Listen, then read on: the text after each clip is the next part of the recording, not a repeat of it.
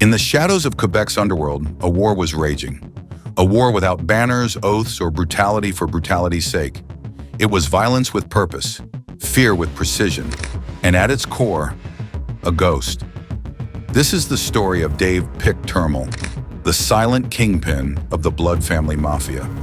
June 2025, a sweeping crackdown shakes Quebec's criminal underbelly. Over 30 arrests made in a week. SWAT teams raid safe houses, tracking encrypted devices. It's heralded as a major blow. But the true prize remains out of sight. A $250,000 reward for one name, Dave Termell. He wasn't a cartel kingpin, not a notorious terrorist, just a man in his 20s, a ghost. No photos, no public image, no digital presence. Not one tip. Neither rival gangs nor allies came forward. Not the ones who feared him, nor the ones who wanted him dead. That's just how powerful silence can be. From fear or from loyalty.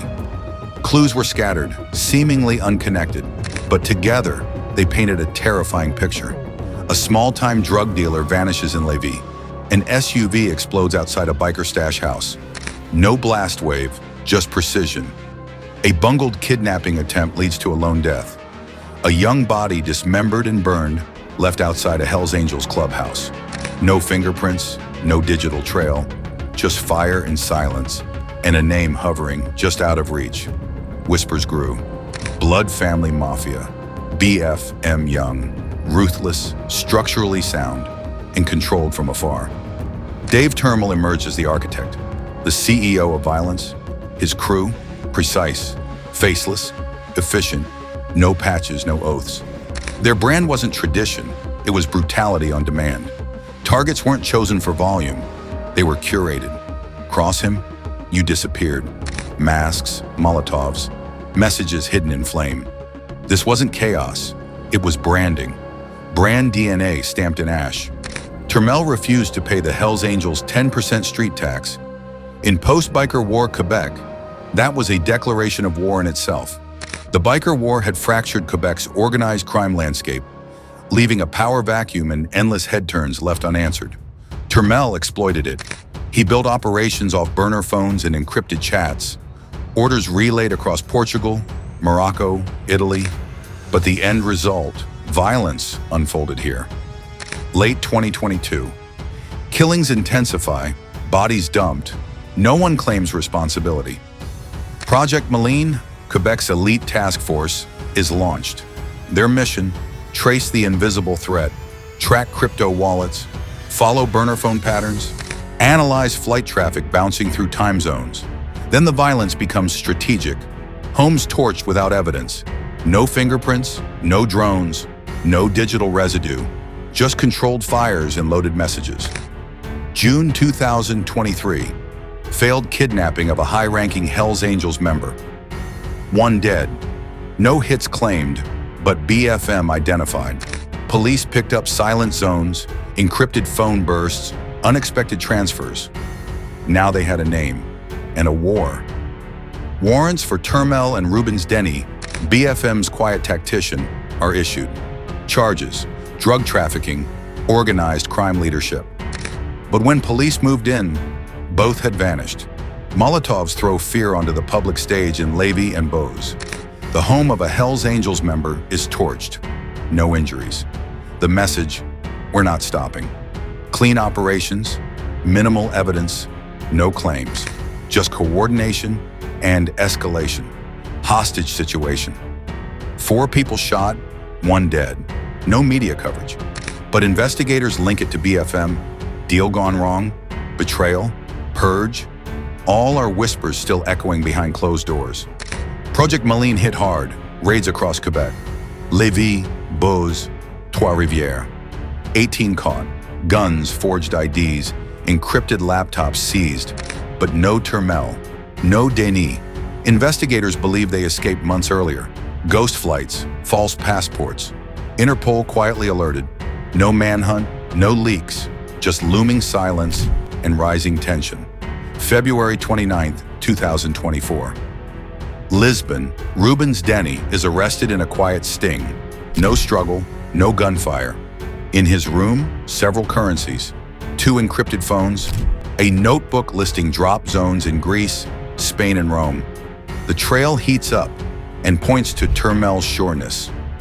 March 2024. A leak.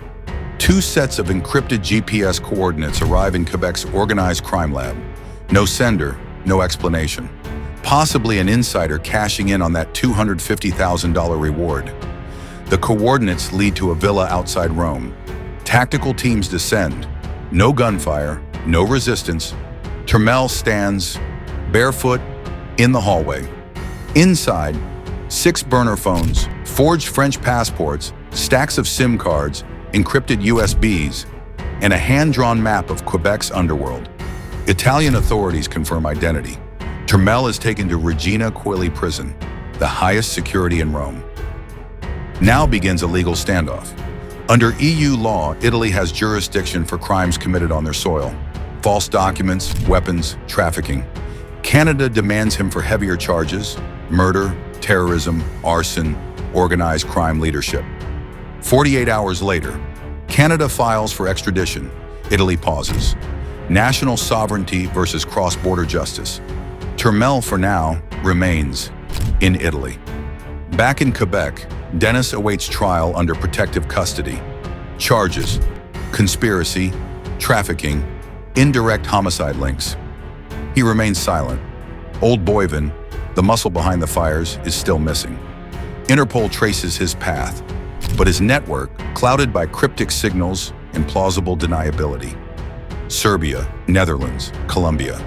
Ghost corridors of cartel logistics. 1 month after Turmel's arrest, a former BFM runner is found beaten, barely alive, still wearing old tattoos. No group claims the hit. The message? Turmel's ghosts are still active. The Hells Angels reassert control, south of Quebec City through to Beauce. New task forces, drones surveil roads, wiretaps hum, crypto movements decoded. The war has evolved. The seized devices in Rome remain sealed. But early clues point to global connections. Banking chains, drop zones, contacts spanning South America, Balkans, possibly French-speaking African countries. Quebec may have been the sandbox or the prototype. Termell wasn't simply running a crew. He may have been building a blueprint to redefine criminal enterprise in the digital age. Termell sits in Regina Coeli, 24/7 surveillance, calls monitored, letters scanned, no interviews, no court testimony, no plea. If he speaks, names fall, deals are broken, wills unravel.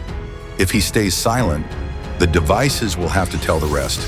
Dave Termell was born into silence. He weaponized it. He painted blood across cities, erased only by flame. He built a crew that lived in the cracks, movable, disposable, faceless. His orders floated across oceans, even after he did. His capture, a tumultuous success, but also the beginning of countless new questions. Was he an architect of violence, or the founder of something far larger, something global, decentralized, encrypted? He didn't wear patches. He didn't swear oaths. He never spoke on camera. He built an empire on silence, and those who were watching took notes. What will echo louder than bullets? The map behind the burner phones? The loyalty woven with fear? Because if Dave picked Termell, designed a new breed of criminal enterprise, then the real question is, who's next to ghost their way into the next frontier? And will they be stopped before they disappear too? If this story shook you, subscribe. Turn on notifications. We venture where others won't. We ask what most fear to ask.